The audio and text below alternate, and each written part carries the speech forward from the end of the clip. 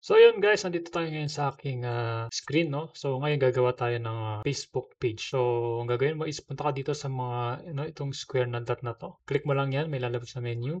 And then dito sa under ng create, makikita mo na dito yung page, okay. So click mo lang 'yan and then create a page na, okay. So ano ba yung name ng page mo? For example, gawa tayo ng, page natin. For example, ang pangalan mo is John, Creatives, gano'n. So magbebenta tayo ng, digital product, okay. Or kung gusto mo naman is, magbenta ka ng mga course mo or ano man yung gusto mong ibenta, okay. So pang general 'to, hindi lang 'to para sa mga digital product. Kung anong gusto mong ibenta, puwede. For example, meron kang, tindahan na gano'n, pangalanan mo, meron kang ibang businesses, okay. So yun yung puwede mong ipangalan. And category, so for example, digital creator ka, ayan. So search mo lang.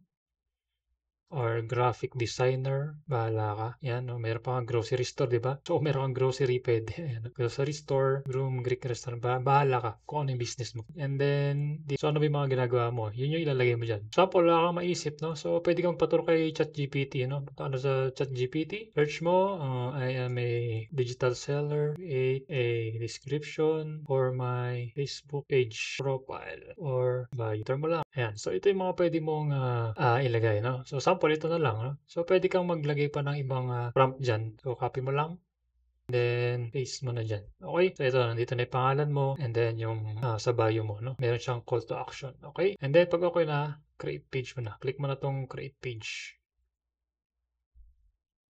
Ayan. So, okey na. So, next is, finish setting up a page. So, ito puwede mong i-skip muna, wala pa namang website or kung meron ka, lagay mo. Phone number, puwede mong ilagay phone number mo diyan, bahala ka. Ayan, for example 'yan, email address. So, puwede mo i-skip na lang, next mo na lang, ayan. And then, lagay mo yung profile picture mo and then cover photo mo. So, click mo lang 'to.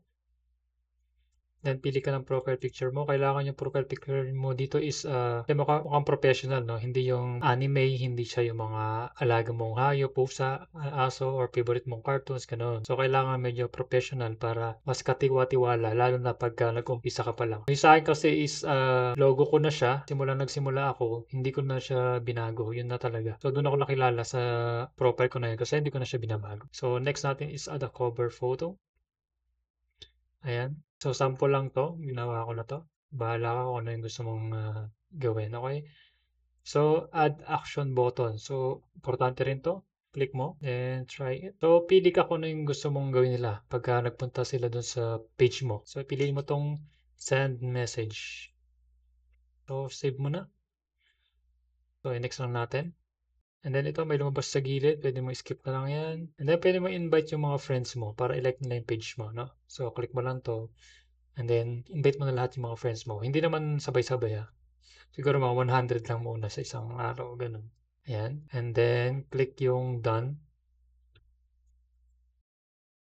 And voila, meron ka ng Facebook page. You're now acting as John Creatives on Facebook. So, puwede ka ng mag-post 'no. So, puwede ka na mag-post ng picture, reels, puwede ka na ring mag-live, okey? Yan, so dito ka na magpo-post ng mga, products or services mo, okey? So yung mga sinabi ko sa'yo kanina puwede mo na siyang gawin dito. Mas maganda siya para hindi mo na gamitin yung personal Facebook account mo. So yun lang guys, I hope may natutunan sa video na 'to. See you in the next video. Bye-bye.